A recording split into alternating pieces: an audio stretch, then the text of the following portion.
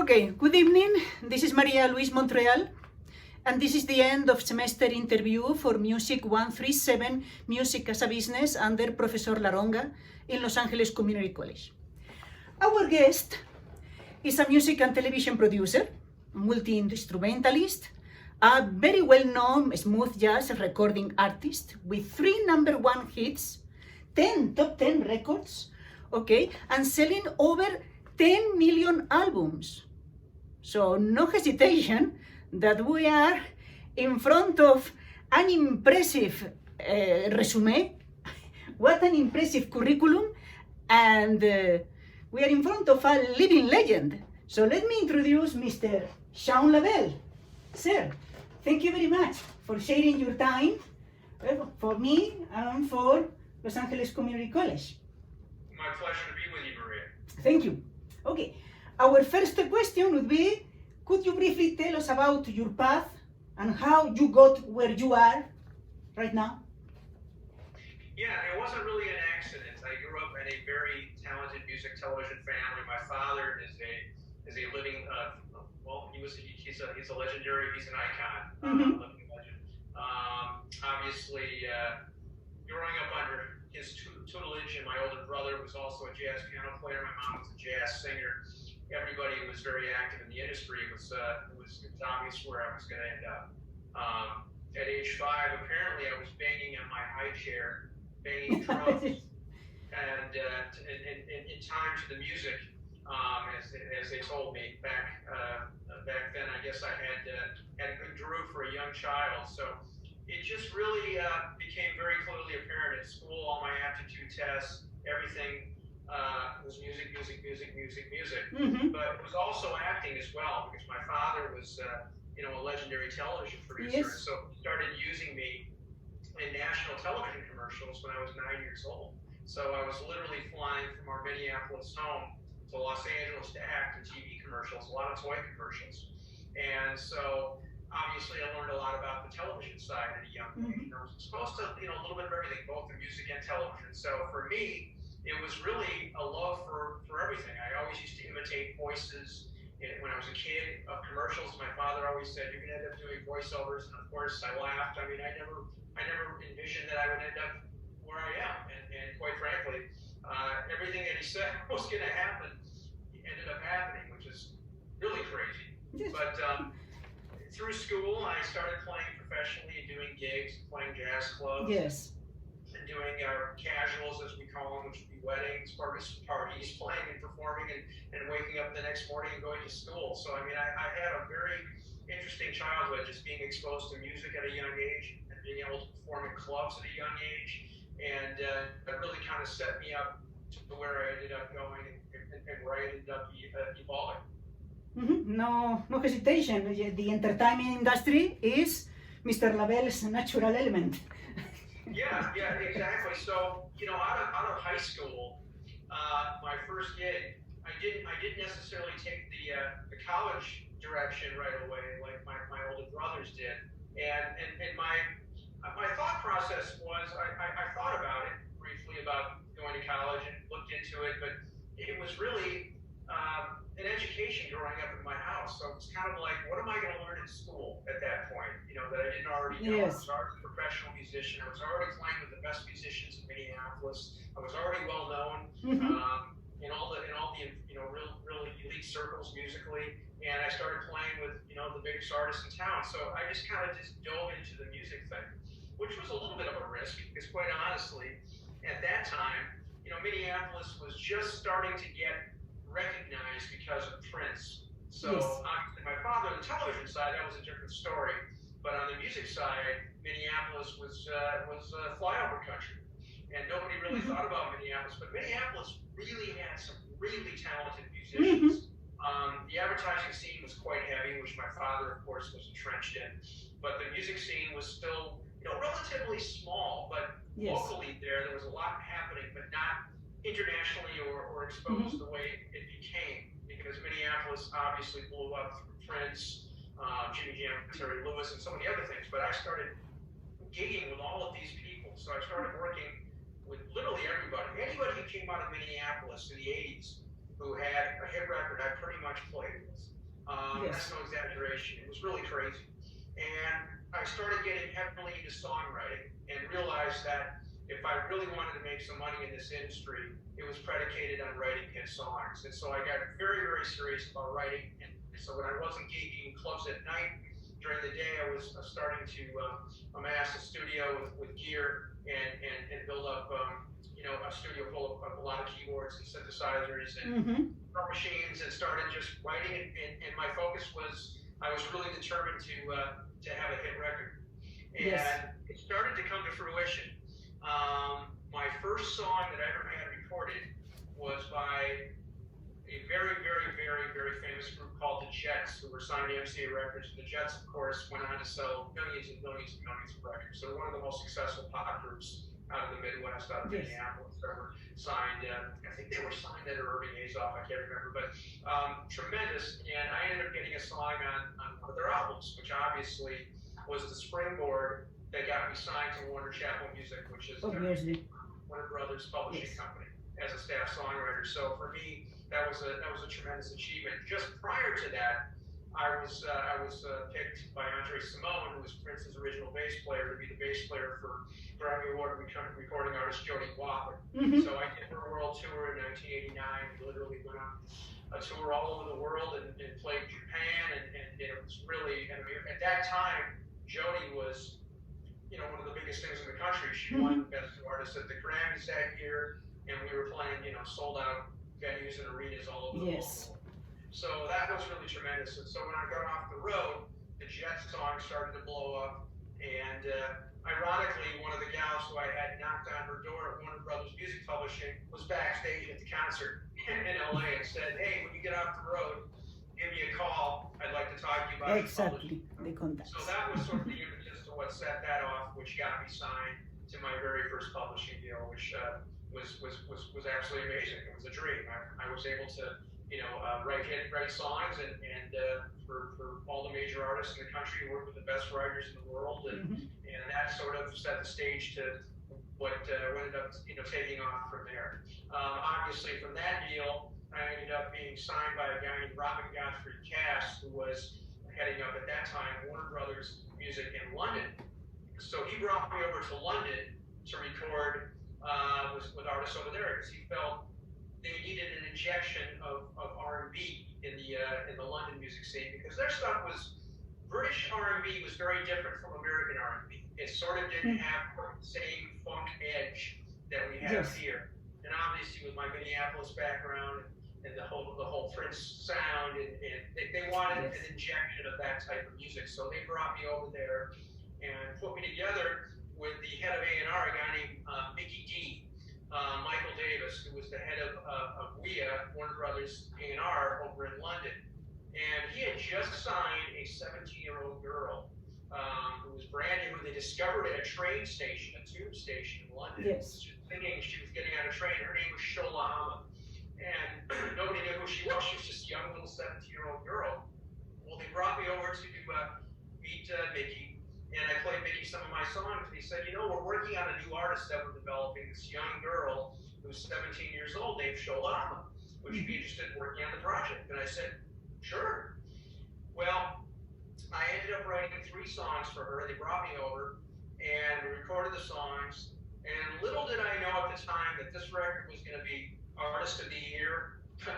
We sold, 3 million records. Right, tremendous success, yes. A Brit, which is, basically, that's a Grammy Award name. So we basically pulled off a miracle as far as I'm concerned, winning a Brit, which is, obviously something I'm very proud of.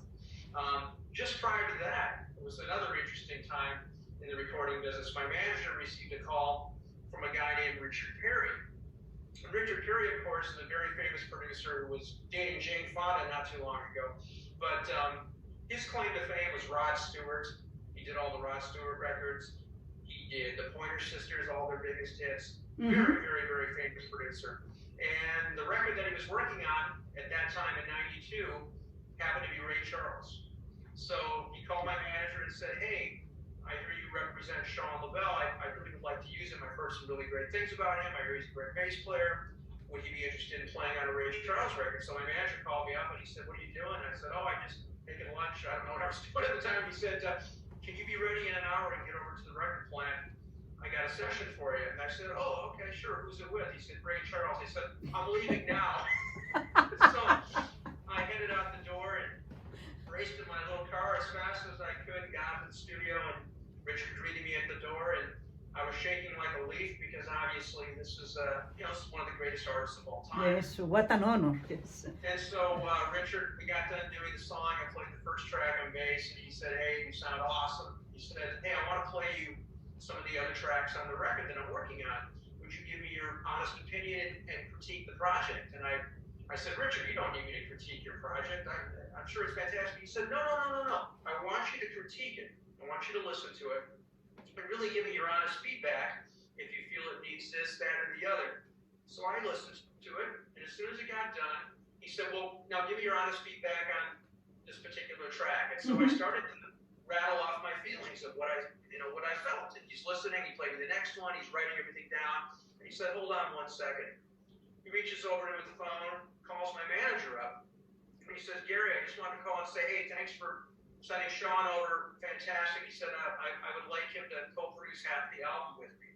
So I ended up co-producing a Ray Charles record. I went over to play bass, and next thing you know, I walked out on co-producing a record with Richard Perry on one of the greatest artists of all time. Yes, So sir. it was really one of those things where everything just sort of started to take off for me. And obviously timing and perseverance and hard work, in my case, really paid off. Absolutely. John Kellogg, who is the current chairman of the music business department at Berklee School of Music, says that a musician must know what kind of public his music is addressing. So we have been listening to your Desert Nights, and your music gives a clear idea of your elaborate taste, okay, for smooth jazz, that very characteristic slap when you play bass. You have an idea who your core audience is. Who's my core audience? Yes, sir. I think my core audience is probably people that appreciate jazz music, R&B music. I don't really consider myself a smooth jazz artist. I mean, I consider myself a jazz instrumentalist. Obviously, some of my songs fit that format, but I'm not. I don't want to sit here and tell you that I'm proud or would want to be considered a smooth jazz recording artist, because I don't want to put it down, but some of that stuff to me is a little bit elevator jazz, Yes. meaning it lacks a little substance and interest points. In saying that, there's some that's really good. Obviously, I've been around the jazz industry for a long time, and I've worked with everybody from Jeff Lorber to George Duke to Everett Harp. I mean, I've worked with some of the greatest names in the industry. But if you were to ask them the same question, they would probably give you a very similar answer. Yes. You never want to be tagged or thought of as being something less than who you are. And I just think that kind of music, as a whole, has really watered down. In the early days of what we could now maybe call smooth jazz, it started off as jazz fusion. And one of the pioneers, of course, was Jeff Lorber, who's one of my best friends. And when Jeff started off, that music had more edge, more funk. But unfortunately, as things gone a little, as time went by, radio stations and formats sort of dictated the sound of the music. And the music that was very edgy early on sort of became a little more watered down. And part of the reason for that is the radio stations wanted to be able to sell advertisers. So they created a genre of music that was not offensive, something that can be played in a dentist office or any kind of office as background music. So obviously, the funkier, the edgier it is, it's probably not going to be accepted to the same degree as background music in an office as something that has more edge. Right. But really what ended up happening is the genre has now evolved to the point where it sort of became less effective. So now we're kind of heading back to where we started, and I'm finding that things are getting a little edgier, a little more accepted, and quite a few of those stations actually don't even exist anymore. So smooth jazz radio has really diminished. I mean, when I first started making smooth jazz records years ago, decades ago, I mean, in the 90s I started making a lot of jazz records. When I first started really getting deeply into that format, there were probably 20 to 25 Billboard recorders. I think we're down to 13 or 14 now. So it's really, really, really diminished. But to answer your question, I would probably say my core audience is anybody that appreciates good jazz and R&B and music with some sophistication and that likes a track with a groove. Absolutely. You are a very well-known instrumentalist. Okay. Studio musician for years, as you mentioned, producer. You produced for a lot of people. You already said Steve Hall, Brandon Marsalis, right? You played with Ray Charles, Jeff Lorber, Paula Abdul, Lindsay Webster, and the list goes on and on. More than 40 well-known artists in the industry. At the same time, you are a producer. You work with MCA, with Arista, Motown, Capital, Warner, etc. Perhaps you already answered a bit the question. Like, the question is, how do you promote your service in the entertainment industry? You already mentioned, first, your talent is inherent to you, plus contacts, of course, and word of mouth. Yeah, do you want to summarize? I think you sort of answered that question already, and yes. It really just comes down to, you do one session and somebody hears about you, or they hear a record they like, exactly. And they go, God, I like that guy's playing, and then it really becomes sort of a small world, because a lot of people, when you get to this level, everybody kind of knows each other, and it ends up being actually a relatively small community of people, on this level, and so you all know each other. And that's the beauty of it. And I think that's kind of what evolved for me. I think it was just the right place, the right time, putting the work in, yes. Getting the recognition, trading records that people really appreciated, and doing sessions that people appreciated my work. And I think good work, hard work speaks for itself. Exactly. Music talks. Yes, sir. Regarding your own company, SHAUN LABELLE Productions, what is the business structure? Yeah, I'm an LLC. Okay. And obviously, it's very important, I think, to have your business structure together, and to incorporate yourself and protect yourself. And obviously, I'm signed as a writer to a music publishing company, so that it's always good to have your ducks in a row. And so from a business standpoint, I mean, obviously we produce television commercials. I'm a television director, producer. I shoot video. I do voiceovers. So I kind of do, full spectrum. So I guess to answer the question maybe a little deeper, I think I would tell any young person coming up today to try to make yourself as available to do as many things as you can. Don't put all your ducks in a row. To be dependent upon being a hit writer or writing songs, I wouldn't do that. It's not the same industry it was for me when I came up. When I came up, there were publishers looking for songs, and there was pitching sessions, and it was a far more of a real business where you can actually make real money. I mean, obviously you had CD sales and record sales, and I don't want to get ahead of myself here, because I know one of your questions is something about some of that. But I will just tell you this: it's important to diversify yourself and to do as much as you can to give yourself as much opportunity as possible. Yes, sir. And well done, because I met lots of people who have very bare knowledge on Pro Tools, and they consider already excellent producers. Well, yes. Yeah. Yes, you need to be, as you say. Yeah, unfortunately, the internet is sort of a good thing and a bad thing. Now everybody thinks they're recording touring artist. Everybody thinks they're an international musician. Yes. Unfortunately, it's brought out the good and unfortunately a whole lot of the bad, and more bad than good. So from that standpoint, it's a little disappointing. Yes, sir. Having a million sellers, having an album that sells 1 million copies, that doesn't mean to have $1 million for the artist. Do you work at a certain rate, or you take royalty points? Both, if you want to ask. Both. I mean, obviously, as a producer, when I produce a record, I get points on the record.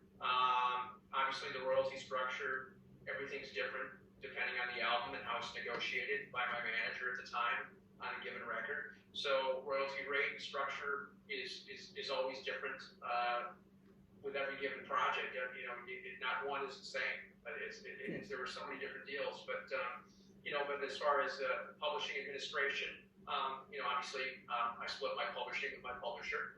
I do what's called a 50-50 deal, which is very common in the industry. They take 50%. 50-50. And then I get an advance, obviously. I've had several advances through the years. And I'm proud to say that every one of my deals that I've ever had, I've recouped. That is the best option so far. Regarding your team, you already mentioned that you have a manager. You have a business manager and an agent? Or... Not currently. I did. I had a manager for a very, very long time. I was managed by a guy named Gary Reed, who was married to one of the Pointer Sisters. And Gary was my manager for a good, 10-12 years. And after that, and it wasn't for any other reason other than at that time, it was right around the downloading period of the 2000s, which I know that's one of your questions. We'll get into that. But I really started to make that shift. I saw what was heading on, where we were heading, and I went, into more of a television model because I realized that the music business was not going to bring the same revenue that I was accustomed to. Yes, it's another world right now. When working as a producer, are you currently affiliated with a record label, or you just produce independently? Right now, right away. Yeah, I produce independently. I have never been exclusive to any one label. I've obviously offered a lot of deals through the years to do so. Motown wanted me to sign to them many years ago as an exclusive producer, but I've never done any deals as an exclusive producer. I never really saw a reason for it early on because I was very busy working for a lot of labels. Yes. Like you mentioned, I've worked for pretty much all of them. So at that time, I didn't really see any reason to be an exclusive producer to any one label. And now, as the president of an advertising agency, I really have no desire or any need to do that at this point. So I pretty much work on things from a project-to-project basis. And quite honestly, these days, I'm much more into doing my own records. So musically, that's kind of where I'm at right now. I'm not really accepting any outside projects at the moment. So I do get calls, but I do reject them because I just don't have time. Yes. Being the president of an ad agency and producing television really takes up all my time. So musically, it's not the same as it was before. Yes, no hesitation. Let's come back in time to the 20th century. Yeah. Yes, you were a witness, a first row witness in 1999 when the software providers Napster, Kazaa, BitTorrent, that still survives, by the way, and others trade millions of songs copyrighted, and they distributed them for free via MP3 they distributed in P2P format, absolutely for free. And that was a big disaster for thousands of songwriters whose royalties or copyrights and royalties were their only source of income. So how did you evolve from the traditional brick and mortar retail store with albums, LPs, to the streaming and digital distribution? Long story short, sir, how did you survive? Yeah, that's a really great question, Maria. I remember like it was yesterday. I was living in LA, and my next door neighbor, who sadly passed away was the late Danny Cimbello. Of course, his brother was Michael Cimbello, who wrote "She's a Maniac" for Flashdance. And Danny and I were very similar because we were both white guys that were entrenched in black music and songwriting. And we were very similar. We were around the same age, and he was one of my very best friends. He lived next door to me. We were in a condo building right next door to each other. Literally, I'd go next, down the hall. He's right there. He's got his studio. I got my studio.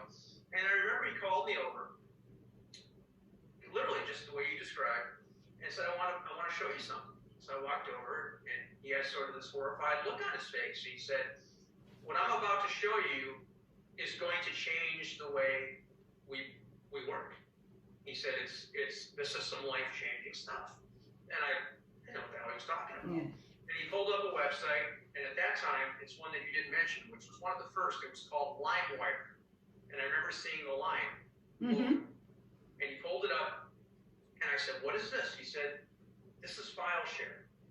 See that song? See that? He's showing me titles, and I'm like, well, so, yeah, I see the songs. He said, do you know what that is? I said, no.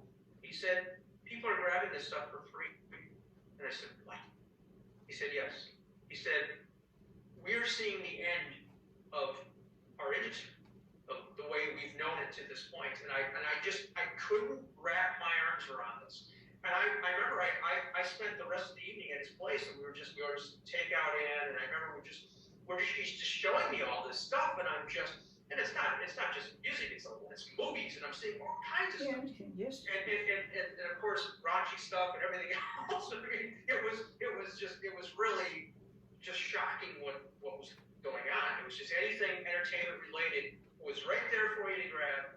Obviously, you start grabbing some of the stuff, your computer's going to get infected and all kinds of crazy stuff, but it was still there. And I remember I went back home and I called my manager up. He didn't have a clue. And there were a lot of people that didn't have a clue. And it was going to take several months before it really became full circle. But it became very, very evident and clear to me that this was the end. And so I sort of knew. Now the budgets weren't coming in. It was several months later, and there weren't as many cuts. And then the publisher started saying, "Hey, there's just not as much going on, and this is why." And we're seeing a lot of change here, and this is going to be a new order for the industry. So I sort of saw the handwriting on the wall, which was sort of the impetus to send me over to follow my father in television. So fortunately for me, I had that ability, I had that gift, I guess, that I was able to make that segue and make that adjustment and go the other direction. Yes, and sir. So for me, it was timely, and unfortunately, a lot of people didn't. And the ones that hung around, unfortunately, I hate to say, lost their homes, their mortgages, and I can go on and on and on. I don't want to mention any names, but a lot of artists that lost everything, a lot. It's true. Real. Was a revolution. It started like piracy at its finest, but was a revolution, yes, and we had to survive. And even to this day, sadly to say, it hasn't gotten any better, because Spotify and Apple Music and all these things, the royalty rate and the amount of money that we as songwriters see. I mean, I get quarterly checks. I get checks all the time from ASCAP, from EMI, from Warner Brothers. I get all my sectors of where I get paid. The checks are nowhere near what they used to. I mean, back in the early days, I was getting, I'd open my mail and I'd have a $40,000 check, and I would have wire transfers, and I'm not trying to be braggadocious here, but I mean, I was making real money because off of selling, millions of records. That obviously those are some big royalties, and now I get these checks for $300. I mean, it's kind of a joke. So quite honestly, I don't see the incentive for people anymore to be in the record industry. I just don't see it. I think it's a facade. I don't think there really is a record industry anymore. I think it's a novelty. I think it's vanity. I just don't think it's a business. I think right now it's all predicated on you have to go out and tour. If you're a band, I mean, if you even look back to U2 a number of years ago when they gave away their album, because they realized they're not going to make any money off of royalties. like the way they used to make. Of course, they're going to make money, but not like they used to. So it's really all predicated on going out, performing, playing live, and they're on tour. You can go out and make some serious bread, and that's the way it is now. So the industry has really lost it. It's different. It's not the same. I miss it. I miss the old industry because it was fun. It was fun going to the studio. It's just a different world now. Media is different, and how you get it is different. And I think they're still kind of figuring it out. But I think artists and writers really need to start cracking down on these people because they're taking advantage of songwriters. And these things like Spotify and all of them, they're not paying the writers the way they should be. And quite honestly, shame on ASCAP and BMI. They're not monitoring these things like they're supposed to be. They're not sound scanning everything. Smooth jazz is a great example of this. They don't sound scan smooth jazz like they do pop records. So what I mean by that is when something is played on a radio station or Music Choice or some of these things, they're supposed to be sound scanning that on behalf of the writer. If it's played, they're supposed to get paid, but they're not. So much of this stuff is falling by the wayside, and the writers and the performers are just not getting paid the way they're supposed to be, and it's not fair. No, absolutely not. And sir, how do you see people listening and purchasing music in the future? It's just an opinion. I know we don't have a crystal ball, but well, I mean, it's 20 years later, right? Yes. And here we are. So, do I see a whole lot of change? No. I think CDs are kind of over with now. You know, downloads. I mean, I actually just made my new album is going to be launched to Jazz Radio in January, which I just finished, and I pressed up some CDs, but you know, those are mostly when I do dates, live shows to sell at shows because crowds like to sign. You know, they want to have an autograph, and then they usually buy a copy. But you know, obviously those CDs are going to be sold for $10. Yes. I mean, you're not getting $20 anymore for a CD. So those days are kind of over with. But to answer your question, I think it's going to probably stay pretty status quo the way it is for a foreseeable future. No, it's an interesting perception.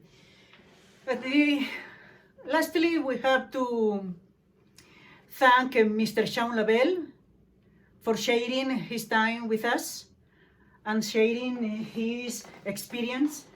Okay, and no hesitation, the rest of the classmates are going to watch this interview and to appreciate it a lot.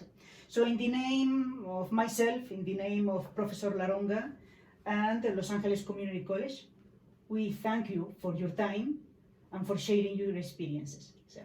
Yeah, and I hope I wasn't gloom and doom for anybody with aspirations to be in this industry, but I just want to temper everybody's enthusiasm and just let them know that it's not an easy road, and if you think you're going to make a lot of money, I just want to give people a realistic perception of the way things work.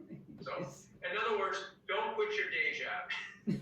No, not.